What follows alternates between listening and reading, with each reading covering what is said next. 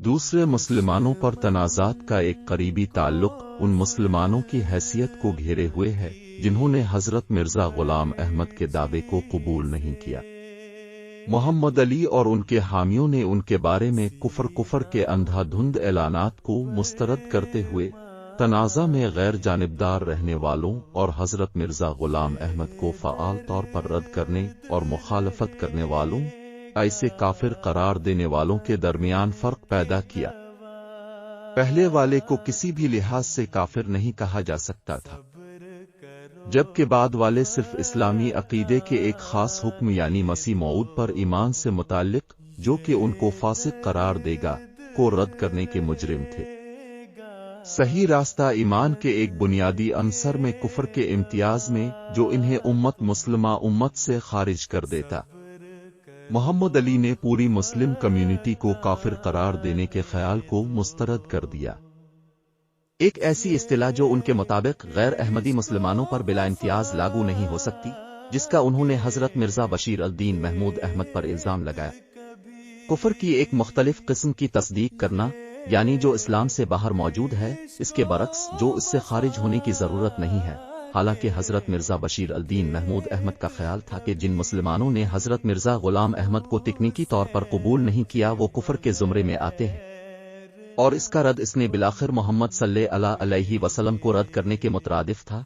उसने अरबी लफ्ज काफिर के वसी मफहूम और इस्तेमाल को इस बात पर जोर देने के लिए इस्तेमाल किया कि इसकी इस्तिलाह का इस्तेमाल इस तरह के मुसलमानों के हवाले से इसका डेमोटेक मानी नहीं रखता, बल्कि इसका मतलब नजरियाती इन्हिराफ और इजहार के लिए था। सिर्फ अहमदी ही सच्चे मुसलमान हैं। इसके नजदीक चूंकि ऐसे मुसलमान जिन्होंने इस्लाम में खुदा की तरफ से मुकर्रर करदा ममूर मन अल्लाह को कबूल नहीं किया था, वो ना तो खुदा के मुनकिर थे और ना मोहम्मद सल्लल्लाहु अलैहि वसल्लम के, इसलिए वो अब भी मुस्लिम कम्युनिटी का हिस्सा थे और सिर्फ इस लिहाज से मुसलमान थे कि उनका ताल्लुक इस्लाम से।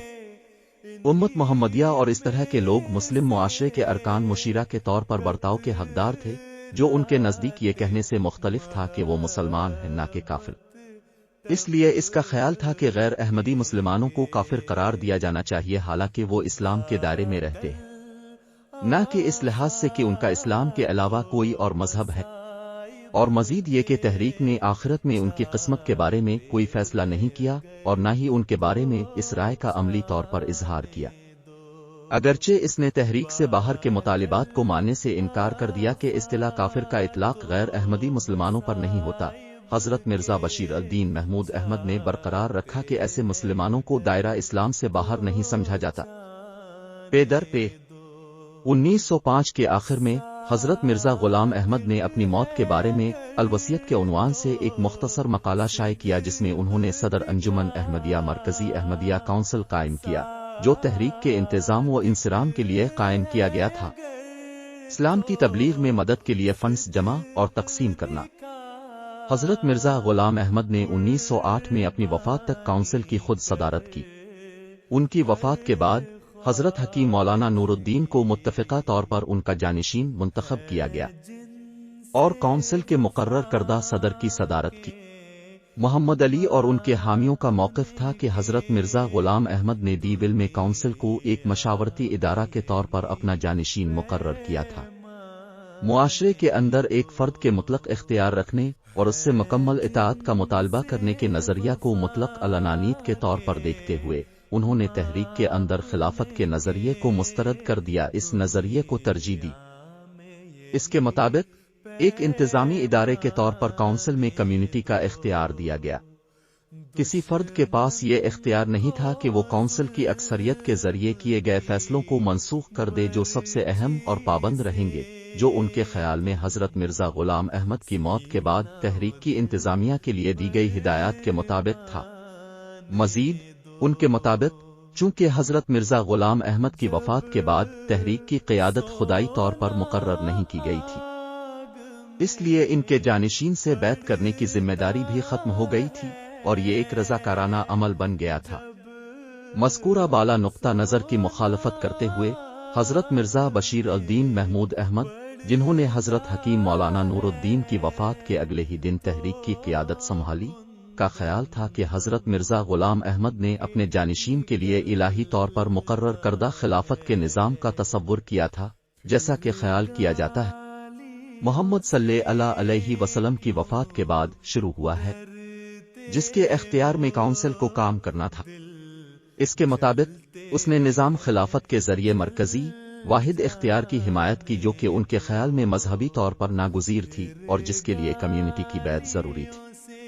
حضرت مرزا غلام احمد کے جانشین ان کے مطابق الہی طور پر مقرر کیے گئے اور کمیونٹی کی طرف سے اطاعت کا حکم دیتے رہے۔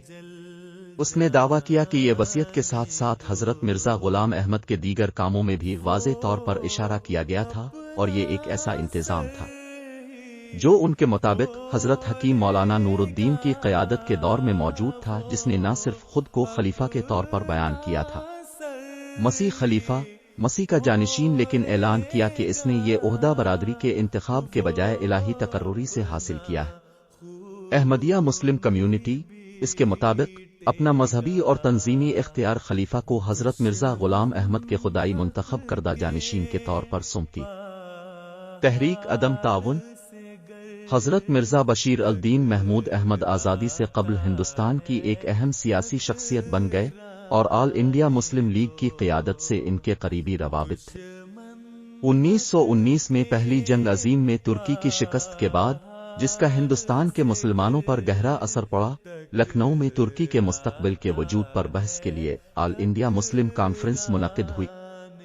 حضرت مرزا بشیر الدین محمود کو شرکت کی دعوت دی گئی تھی، لیکن وہ ذاتی طور پر شرکت نہیں کر سکے۔ تاہم انہوں نے ترکی کا مستقبل اور مسلمانوں کی ذمہ داری کے موضوع پر ایک کتابچہ لکھا، جسے کانفرنس میں پڑھ کر سنایا گیا۔ حضرت مرزا بشیر الدین محمود احمد عام طور پر خلافت تحریک کی سرگرمیوں سے مختلف تھا، جس نے خلافت عثمانیہ کے دفاع کے لیے جدوجہد کی، برطانوی حکومت پر دباؤ ڈالنے اور سلطنت عثمانیہ کی حفاظت کی کوشش کی۔ تحریک عدم تعاون کی جدوجہد کا ایک بڑا حصہ بن گئی۔ حضرت مرزا بشیر الدین محمود احمد نے کہا کہ تحریک کی سرگرمیاں اسلام کی تعلیمات کے خلاف ہیں اور بالآخر مسلمانوں کے لیے نقصان دہ ثابت ہوں گی۔ انہوں نے ان شرائط کی عدم موجودگی پر زور دیا جن میں اسلام عدم تعاون کی اجازت دیتا ہے، اور اس کے بجائے انگریزوں کے ساتھ مثبت روابط کی وکالت کی تاکہ اسلام کے تئیں کسی قسم کے تعصبات کو ختم کیا جا سکے۔ انہوں نے تحریک کے رہنما کے طور پر موہن داس گاندھی کے انتخاب پر بھی تنقید کی۔ مسلم رہنماؤں کے اپنے مقصد کے لیے غیر مسلم کی طرف رجوع کرنے پر افسوس کا اظہار کیا۔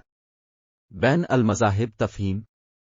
1919 میں حضرت مرزا بشیر الدین محمود احمد نے بہت سے نوجوان باصلاحیت احمدیوں کو دنیا کے بڑے مذاہب میں تحقیق کے لیے بھی مقرر کیا۔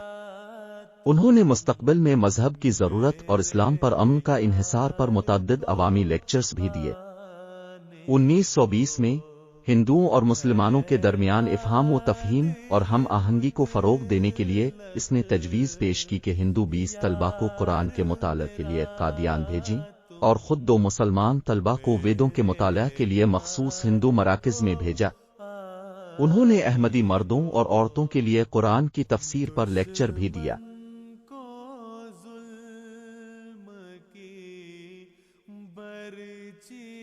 صدر انجمن احمدیہ میں اصلاحات۔ 1919 میں حضرت مرزا بشیر الدین محمود احمد نے صدر انجمن احمدیہ سینٹرل ایگزیکٹو ڈائریکٹریٹ میں بھی کچھ اصلاحات کیں۔ اپنے انجمن کے اندر تعلیم، خزانہ، ادب اور امور عامہ کے الگ الگ محکموں کا نظام شروع کیا۔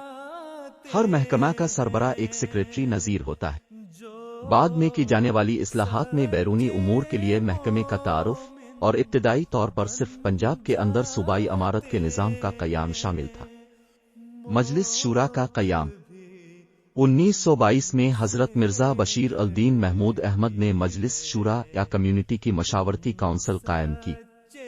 مجلس کمیونٹی کے مختلف حصوں سے منتخب نمائندوں پر مشتمل ہوتی ہے، جو سال میں ایک بار جمع ہوتے ہیں اور ان کے سامنے پیش کیے گئے معاملات پر مشورہ اور رائے پیش کرتے ہیں۔ تاہم حتمی فیصلہ خلیفہ پر چھوڑ دیا گیا ہے۔ بین الاقوامی سطح پر کونسل کی صدارت خلیفہ کرتا ہے۔ اس کا بنیادی مقصد خلیفہ کو اہم امور جیسے مالیات، منصوبوں، تعلیم اور کمیونٹی کے ارکان سے متعلق دیگر امور پر مشورہ دینا ہے۔ خلیفہ کارروائی کے دوران تجاویز پر تبصرہ کر سکتا ہے، ہدایات جاری کر سکتا ہے، اپنے فیصلوں کا اعلان کر سکتا ہے یا اس معاملے کو مزید غور و فکر کے تحت ملتوی کر سکتا ہے۔ تاہم زیادہ تر معاملات میں خلیفہ اکثریت کی طرف سے دیے گئے مشورے کو قبول کرتا ہے۔ قومی سطح پر کونسل کی صدارت امیر قومی صدر کرتے ہیں۔ کارروائی کے اختتام پر سفارشات خلیفہ کو منظوری کے لیے بھیجی جاتی ہے، جنہیں وہ قبول رد جزوی طور پر قبول کر سکتا ہے۔ آریہ سماج کی شدھی تحریک 20 کی دہائی کے اوائل میں آریہ سماج ایک ہندو اصلاحی تحریک نے ہندو مذہب میں واپسی کے لیے شدھی مشنری مہم شروع کی۔ وہ لوگ جنہوں نے دوسرے عقائد زیادہ تر معاملات میں اسلام قبول کیے، خاص طور پر ملکان راجپوتوں کا ایک گروہ۔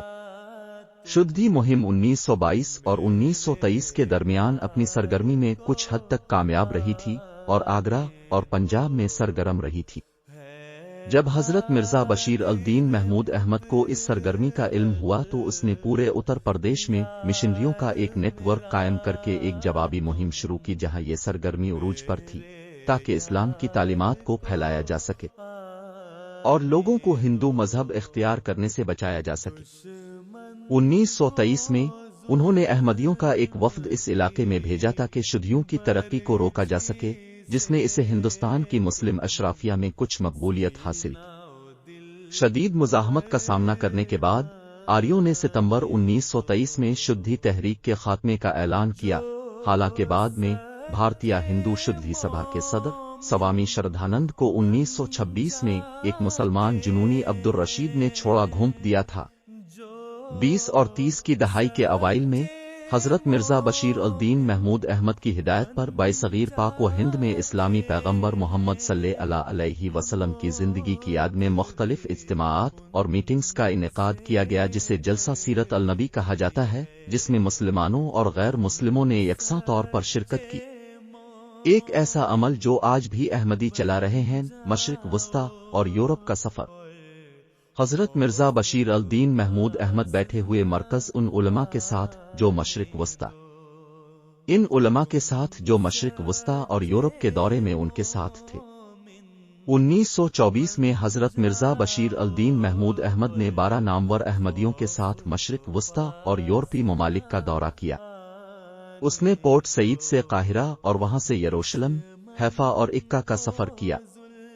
انہوں نے ٹرین کے ذریعے دمشق کا سفر کیا، جہاں اس کے بارے میں بتایا جاتا ہے کہ اس نے بہت زیادہ تشہیر کے ساتھ ساتھ مخالفت بھی کی۔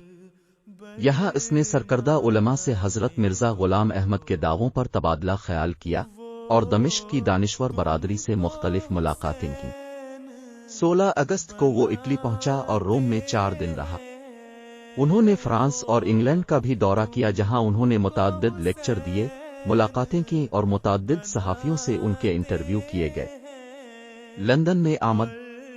لندن پہنچنے کے بعد وہ سیدھے لڈ گیٹ کی طرف روانہ ہوئے تاکہ ایک پیش گوئی حدیث کی تکمیل کریں، جس میں باب الود لد کا دروازہ کا حوالہ دیا گیا ہے اور سینٹ پال کیتھیڈرل کے دروازے کے باہر تقریباً 300 مسلمانوں کی ایک لمبی نماز کی امامت کی۔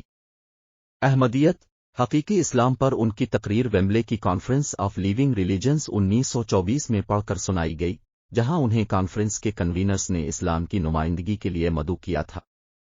لندن میں انہوں نے فضل مسجد کا سنگ بنیاد بھی رکھا، جس کی خوب تشہیر کی گئی۔ مسجد کی تعمیر 1926 میں مکمل ہوئی تھی اور اس کے تمام اخراجات کمیونٹی کی خواتین نے برداشت کیے تھے۔ بعد ازاں اس نے پیونسی کا دورہ بھی کیا تاکہ ولیم فاتحہ کی رسمی تقلید کو انجام دیا جا سکے، اور اس کے دورے پر یقین رکھتے ہوئے اس کی روحانی اہمیت کو پورا کرنے کے لیے اس کے ایک ویژن کے بدلے جو اس نے ہندوستان میں اپنی روانگی سے پہلے دیکھا تھا، براٹن میں رہتے ہوئے۔ اس نے پہلی جنگ عظیم کے دوران ہندوستان سے برطانیہ کے گرے ہوئے کامریڈز ان آرمز کی یادگار کا دورہ بھی کیا، جسے چتری براٹن کہا جاتا ہے، اور براٹن پویلین کے سامنے گراؤنڈ میں نماز کی امامت کی۔ جماعت احمدیہ کی مزید معلومات حاصل کرنے کے لیے اور ویڈیو دیکھنے کے لیے چینل کو سبسکرائب ضرور کریں اور ساتھ ہی بیل آئکن پر کلک کریں تاکہ اگلی ویڈیو کا نوٹیفیکیشن بر وقت مل سکے۔ لائک کریں اور تمام سوشل میڈیا پر شیئر کریں۔ کمنٹس میں اپنی رائے ضرور دیں۔ چینل دنیا کی باتیں سبسکرائب کرنا مت بھولیں۔ شکریہ۔ آج اپنے قسط نمبر 2 سنی حضرت مرزا بشیر الدین محمود احمد کی مزید معلومات حاصل کرنے کے چینل کو سبسکرائب ضرور کریں اور ساتھ ہی بیل آئیکن پر کلک کریں تاکہ اگلی ویڈیو کا نوٹیفیکیشن بر وقت مل سکے اور قسط نمبر 3 سب سے پہلے دیکھ سکے۔